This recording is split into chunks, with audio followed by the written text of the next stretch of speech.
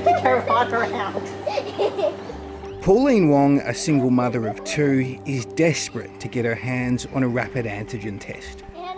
You go from store to store and you ask, do you have any rapid antigen tests? And everyone's going, no, sorry. It is ridiculous and it's quite scary, to be honest.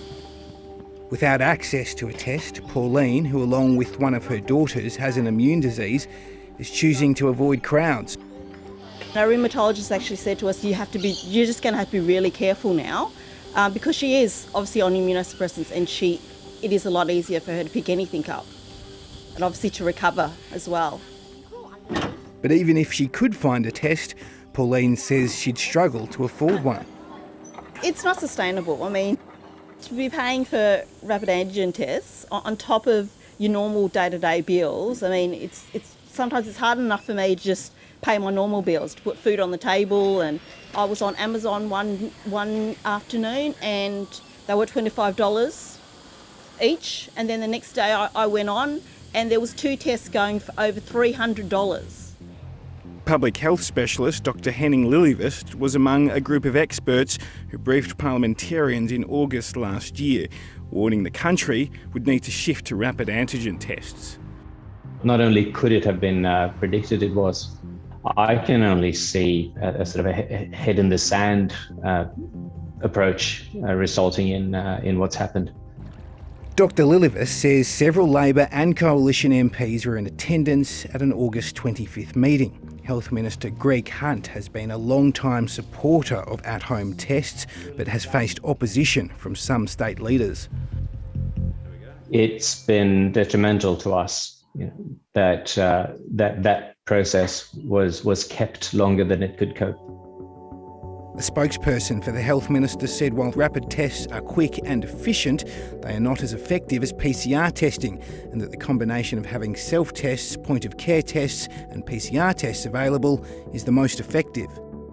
In the US, rapid antigen tests were approved by the FDA in November of 2020, and the UK regulator approved them in December 2020.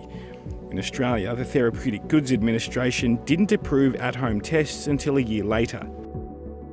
Even though rapid tests for home use were only approved last year, the government says it has been an early adopter of RATs and has been purchasing them since 2020 for use by healthcare professionals.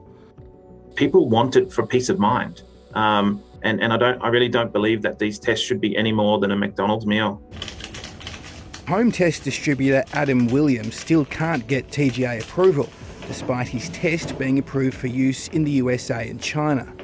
The factory has sold over 50 million of these whistle tests globally. There's never been a recall. There has never been an impact. Their orders keep flowing to everywhere else on the planet. So medically, there's no reason why these tests are not as good, if not better, than any of the other tests we're currently using. Adam's business, Supply Oz, is an Indigenous-run company. It's importing rapid test kits from China with the goal of selling some kits to remote Aboriginal communities. We're probably close now to about 85k deep in consulting fees of just fixing one line things and then resubmitting. It's really exhausting when daily I would get phone calls from Aboriginal communities or Aboriginal health centres saying, please, we need help. Adam would like to sell his tests for around $5 each, but says if regulatory delays continue, his business will sell its stock to customers in the USA instead. We have 5 million units that we can put on commercial planes within a matter of hours. If this goes any longer, we'll probably just sell them there. And then because just sitting there in storage doesn't make any point. And the factory's constantly calling us to say, Adam, I have people around the world that want to buy these. Are you taking them or not? A spokesperson for the TGA told 7:30 the approval process for rapid tests is significantly streamlined and transparent for applicants, and if all required information is submitted, approval can occur between 3 and 5 days. Another Brisbane-based company, Antiotech, was awarded a $1.4 million grant from the Queensland Government in January last year with the goal of manufacturing rapid tests in Australia. So all the development work was done right here in Brisbane, And our first target market was Europe, because the Australian market were not using rats at the time, and therefore we set up our manufacturing in Spain to service the European market. Even though the clinical rapid tests have been approved for use in Europe, the TGA still hasn't given the green light for distribution in Australia. It's been slower than we would have liked, definitely. I think the TGA has been inundated with the number of tests that have been applied for in this country. But having said that, they've seen what our product does, and they're quite encouraged by it, and they're supporting us well to get through to the rest of the process. Antiotech CEO Derek Thompson says the approval backlog could have been avoided if both state and federal governments had prioritised the use of rapid tests sooner. We've been campaigning for over a year for the extended use of rats to frontline the response to the pandemic, but again, Australian governments have not seen that that was the viable way forward. The Prime Minister has announced that concession card holders will have access to 10 free tests every 3 months. The government says more details of the program will be released soon. The details for that scheme are still being finalised, and it's not currently available yet. And despite state governments ordering hundreds of millions of tests, Anthony Tassoni from the Australian Pharmacy Guild warns shortages could continue for another month. Many of the manufacturers of the rapid antigen test kits that are approved for use in Australia by the Therapeutic Goods Administration are based in China. They've got their Chinese New Year coming up, and there is a shutdown of industry and whatnot over that period.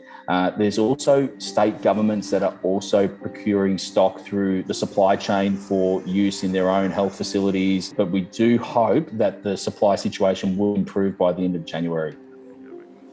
For Pauline Wong, that means many more anxious weeks ahead. If it wasn't real, you would laugh. You'd think, oh, this is a crazy movie. But really, I mean, I'm worried and I'm scared because you know that, you know, there's the testing is just, there's not that testing out there that's possible. No, 5. I thought it was 6. No, 6 is... Hi, I'm Lee Sales. Thanks for watching this story. If you'd like to watch more of 730's stories, they are on the left of your screen.